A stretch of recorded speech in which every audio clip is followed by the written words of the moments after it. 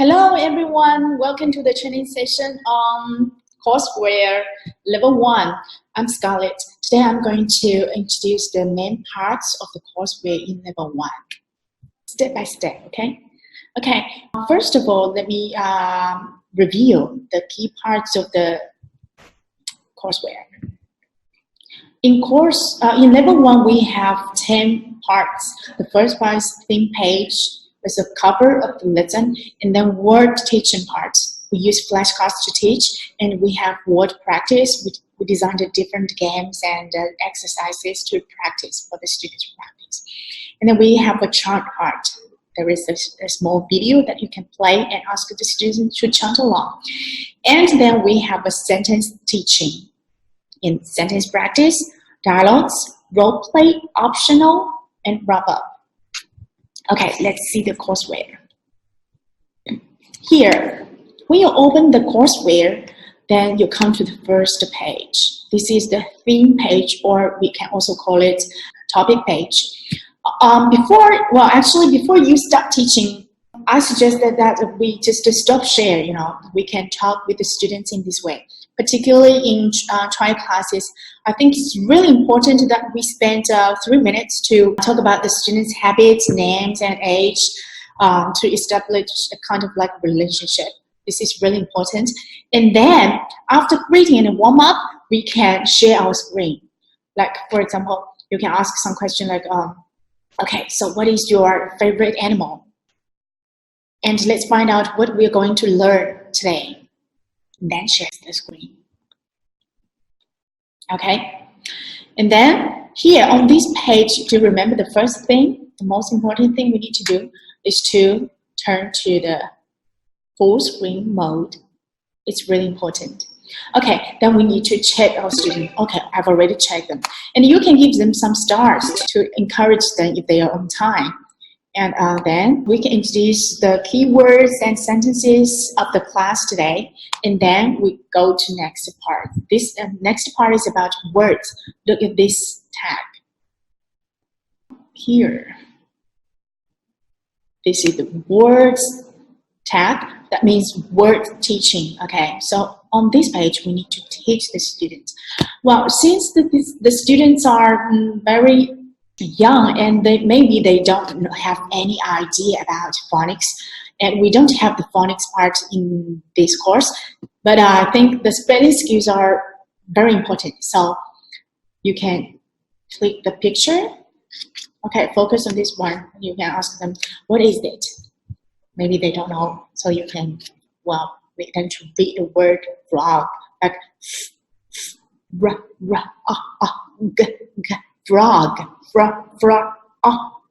frog, in this way. And like this pond. Well, gradually, I believe they will get an idea about how to pronounce a word by syllables. Okay. We have 6 words in this chart class. Frog and shell, eagle and nest. After the word teaching part, we have the word practice. Well, this is the flashcards. Look here, there is a refresh button. So you can click the button to change the pictures randomly. Well, on this page, you can ask the students to say the number and you say the word. For example, okay, please tell me which picture is the shell. Then the students need to say number 2. And you can also do it another way. For example, okay, please tell me what is number 2. The students, they need to say shell. It's a kind of like a very easy again, And I noticed that some teachers, they use different ways like to cover the numbers and use different colors. That would be fun too. Yeah, be more flexible. And you see, we can play this game for many rounds. So pay attention to spend like 2 minutes most in this part. Okay, we still have other exercises to practice the words. Next one. This is actually a kind of like logic. logical, put the words, find some logic in words, in pictures. Well, the thing is that we need to ask the student to read the words one by one. We need to, for example, to circle it, ask the students to read frog, okay, frog, pond, frog, frog, and then what is it? Of course, the answer is pond. If the students give us the correct answer, then please don't forget to give them some stars. Okay, just one, sorry. One is enough. Okay, next page is the same. Shell, nest, nest, shell, nest, nest. Okay, well, this is another practice to find the homes for the animals. Well, here you need to use the annotation. Frog, for example, you can give the students an example. Well, where does the frog live? If they don't understand, you can say, please find a home for the frog. Okay, you can draw the line here, the way here. Okay, we're getting close. Here. Okay, the frog is home. And then ask the students to do that. If the students is old enough, then maybe you can enable their annotation so they can draw by themselves. But if they're too young to draw, then, well, my suggestion is not to enable the annotation for them. You can ask them to say and then you draw it. Okay, this is the practice part. And then comes next one. It's about chant. This page first. Well, if you have any level 0 class, then I think you have no problem with this part. Well, let's see how to do it. Frog, frog, pound. Crab, crab, shell. Eagle, nest. Eagle, nest. Eagle, eagle, nest. Okay, you can, well, look here. Well, actually, if it's too fast for the students, they can't catch, then slow it down. Use this one. It's slower. Frog, frog, pound. Crab, crab, shell. Eagle, nest. Eagle, nest. Eagle, eagle, nest. Very good. Okay. Well, actually, this is I just played it once, but when you're teaching, you can stop not sentence by sentence every page, for example. Frog, frog, pound. Then ask the students to repeat. Frog, frog, pond. Then continue. Crab, crab, shell. Crab, crab, shell. Eagle, nest. Eagle, nest. Eagle, nest. Eagle, nest. Eagle, eagle, nest. Eagle, eagle, nest. Well, that's all. I believe the students would love it. I think it's really a very helpful way to remember the words. Okay, here comes the sentence part. Look, the tag here is sentences. That means we need to teach and practice the sentences. Here, this is an example. You can ask the students, where is the eagle? Well, they need to learn both the question and the answer because they're going to make a dialogue after that to do the role play task. Okay, here, where is the eagle? First, you can ask the question and ask the students to answer. So, just to explain a little bit, it's in the nest. So, the eagle is in the nest. So, when we ask where is the eagle, the students should say a full sentence, a complete sentence. It's in the nest, but not nest, okay? This is an example. So if necessary, so we can introduce a little bit. For example, it means it. It means it is. And you can also make some notes here, like here. Okay. Here, like it is means it's quite clear. It's in the nest. That means it is in the nest. Okay, let's turn to next page. Here. Well, this time you can ask the students to answer the question by themselves because they've already learned the homes for the animals, right? So where is the frog? It's in the pond. If the students say that it's on the leaf, well, no problem. That's right. It's on the leaf. No problem, okay? But, you know, according to the sentence structure we given here, well, it should be it's in the pond. And next page is still about the sentence practice. Where is the crab? It's in the shell. Where is the fish? It's in the water. Yeah, I know aquarium or tank is too difficult for the students, so we just say water. Okay, water is perfect. So next part is sentence practice. I know it's a little bit difficult for some of the trial students because they probably from maybe level 0. But the thing is that if they don't know how to read, then we just skip this part.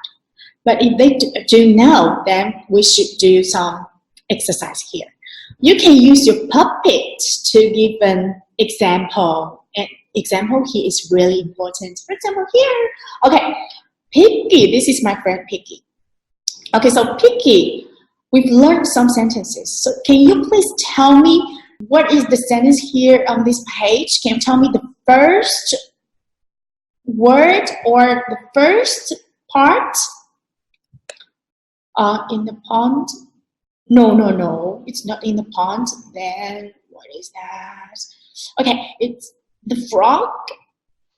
Perfect. Yes, it's frog. Okay, so then which one goes next? The frog in the pond. Is this right?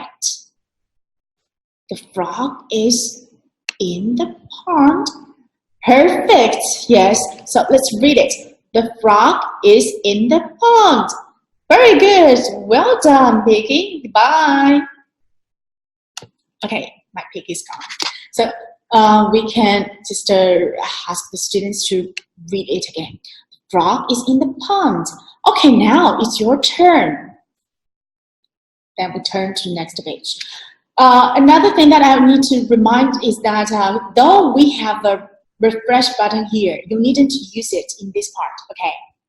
Okay, if you want to practice this sentence again, then you can use it. But most of the time we don't use it, all right? Okay, next one. We have several pages to practice this part, and then it's the dialogues. Well, if you have 2 students in the class, then you can ask them to make the dialogue by themselves. You can ask one student to read. For example, you can put the name here. Here, this is Cynthia. And this is Michael. Okay, so Cynthia asks the question and then Michael answers the question. First, Cynthia needs to say, where is the frog? If the student, they don't know to ask, then you just remind them in a low voice, okay? Where is the frog, Cynthia? Where is the frog? Repeat. Okay, and then Michael's turn to answer the same. Okay, the next one, you see that some keywords are missing. Okay, where is the, you can use annotation to circle. Where is the eagle? Yes, where is the eagle? And then Michael says, it's in the nest. Okay, of course you can switch, you can ask Michael to ask the question and Cynthia to answer. Okay, several practice, and then we come to the role play part. If Michael and Cynthia have already known the dialogue by themselves, then we can click the I button, the button to hide the dialogue. Okay, you can circle, for example. You circle. Okay, Cynthia, ask Michael a question. Cynthia need to say, "Oh, where is the frog?" Then Michael need to answer. "The frog is in the pond." "Where is the turtle?" "The turtle is in the pond." "Where is the flower?" "The flower is in the pond." "Where is the fly?" The butterfly. "The butterfly is on the flower." Right? "Where are the leaves?" "The leaves are in the pond." Okay? If they know, then we can extend a little bit. But if the students, they are it's really hard for them to make the dialogue by themselves, then you need to click this I button to show the dialogue so they can read. Okay. Next one, the same. Well, this time we didn't give the dialogue, so the students, they need to make the dialogues by themselves. If they can't, you still need to lead them to practice. They use some annotations, like where is the fish? Where is this fish? Where is it? Where is the shark? Where is the turtle? Different questions, correct? Okay, now we have an optional part. This part is specifically designed for advanced students. If the students are really advanced, they can make dialogues by themselves, then talk about this picture. If they are really too low level for this dialogue, then we just skip this part. Okay, and of course this is a trial class, so flexibility is really important, because we probably have some students without any foundation. They only know several words, but they can't understand what we're saying. In this case, we need to simplify our question. We can ask a question like, "What is it?" "It is B," or even a single word, B. But for advanced students, we can ask them, "What is it? Where is it? Where does it live?"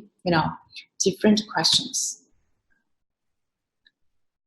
Okay, then comes the last page. This is rubber part. Okay, we need to go through the key vocabulary one by one. Or, of course, if the students are too young to read, then you can go back to the previous pages and then the dialogue. Okay. And then come the stars.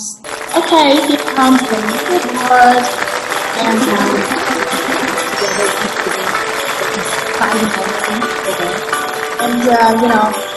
we can stop the background music here by clicking the bells button. And then, it's really important for you to give the students the same numbers of stars, because, for trial classes, I think the parents care about that. All right? And then, when you finish the whole teaching part, then you can stop share. So you can have a talk with the students to see each other clearly. Right?